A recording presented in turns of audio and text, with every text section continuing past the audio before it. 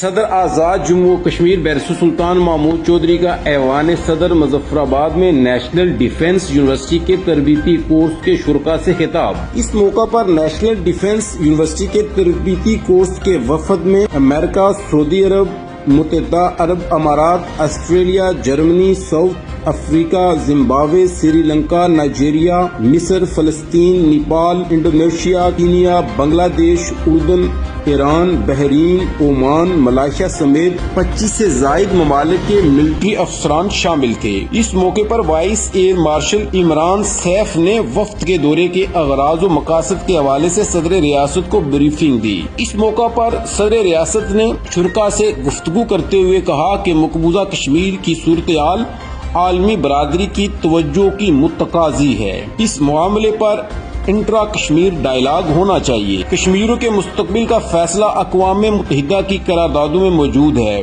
جس کے تحت کشمیری استصواب رائے کے ذریعے اپنا فیصلہ کریں گے۔ مقبوضہ کشمیر میں انسانی حقوق کی سنگین خلاف ورزیوں اور اندرون ہندوستان میں اقلیتوں کے ساتھ ناروا سلوک نے ہندوستان کی جمہوریت کا دعوے دار ہونے کا پول دنیا کے سامنے کھول دیا ہے۔ Shimla dialogue between India and Pakistan in 1971, and then there were some out-of-box solutions which Musharraf gave once, and so many other people gave as well.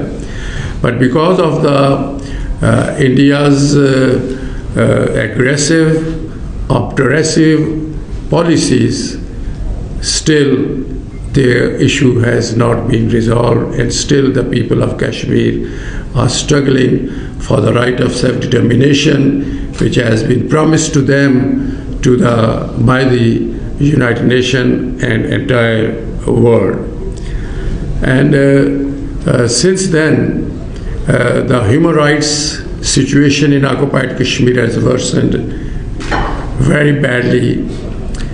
And there is a lot of oppression, suppression and subjugation going on in occupied Kashmir.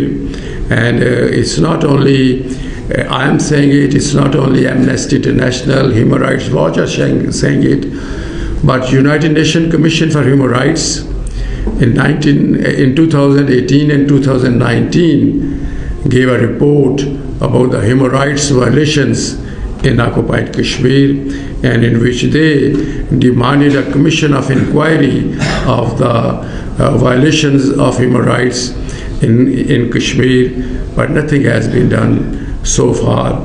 And in fact, on 5th August 2019, India abrogated their own constitution's Article 370 and 35A. They changed the status of occupied Kashmir, and after that more human rights violations because the people protested.